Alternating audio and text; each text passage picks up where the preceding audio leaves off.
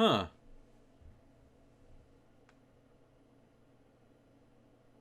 Let's talk about the Nintendo Switch thing. For the 2 or 3 of you who didn't check out the trailer, go do so. It's up on YouTube and it's like 3 minutes. I'll throw a link up on the screen. I've been a Nintendo fan for just about as long as I can remember. My first game machine, well, I guess that was technically a PC because I remember playing and watching stuff like TIE Fighter when I was really young. But aside from that, my first real gaming machine was a Nintendo 64 back in 1999 or 2000. And up until late high school and college, I was a Nintendo kid. I grew up with the N64 and the GameCube, and while it was a little humiliating to stick to the Wii during middle and high school, I did so anyway. It wasn't until around 2011-ish that I decided to pick up a used PS3 and dive into games that never made it onto Nintendo consoles, like Skyrim or Mass Effect or, well, we're gonna get more into that when the Favorite Games project gets done. But anyway, my point with this is that watching Nintendo flail around since then has just been kinda sad. I elected to build myself a PC rather than pick up a Wii U when it came out, and while I did eventually pick up a Wii U when Smash Bros. Came out, it's been kind of pitiful since then. It's painfully obvious that Nintendo, up to this point anyway, does not have a clue about what's been making modern gaming so enjoyable lately. Seriously, I can click a button, beam a copy of Overwatch to my computer in a few hours, ask my friends for a BNet ID, and have a blast all in the same night.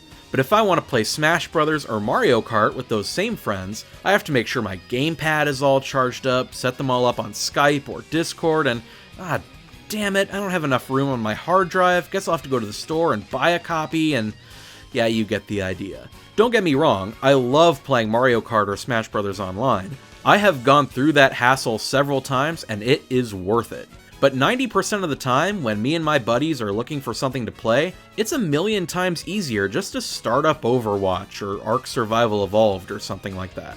The lack of third-party support has also made having an ancillary PC or PS4 kind of mandatory, even if you consider yourself a mostly Nintendo gamer. If I want to play the new XCOM or Dark Souls, well, I can't get either of those on Wii U.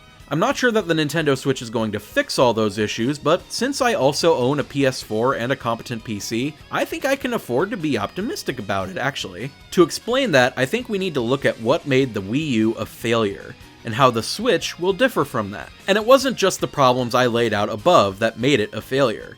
First, and most important, is ease of development. Let's say you just made this kick-ass game in the Unreal 4 engine, and you want to port it to consoles as well as PC. Because the PS4, Xbox One, and PC all share similar controllers and networks, all you really need to get it on those platforms is certification. But if you want to get it on the Wii U, you need to consider how the gamepad's going to play into it, and if you can even optimize your game on such a weak machine. There's so many hoops. The Switch, by contrast, already has the support of big engine developers like Epic, Unity, EA, etc., etc. So that means that it'll likely be easier for developers to port their games to the Switch from more powerful machines like the PS4. Yes, the games may not look as good, but still, you've got to like the idea of playing Mass Effect Andromeda or Superhot on the plane. That leads to the second point, which is third-party support. If there's a big upcoming blockbuster coming soon, like, Red Dead Redemption 2, and you're considering picking up a new console for it, then you might not be so quick to pick the one that you know won't have that game. And look, I know people buy Nintendo consoles for Nintendo games, but consider that there are other games out there that people want to play as well. And think about how well Pokemon Go did. That couldn't have been as popular if it weren't widely available on devices like iPhones or Samsung Galaxies. Nintendo was quick to unveil a list of developers who are all making games for the Switch, and yeah, I know Rockstar isn't on that list, I was just pointing out an easy example of a game that everybody wants. While it looks promising, don't forget that they also had a huge list for the Wii U as well, and that didn't last long. Again, it comes down to ease of development. If you can just port your game to the Switch with lower graphical specifications, awesome, and it looks like that is indeed the case. And third, the Wii branding. Come on. When the Wii U came out, people weren't sure if it was an accessory to the Wii, or if it was a controller, or if you needed a Wii to use it, and that ultimately hurt Nintendo really, really bad.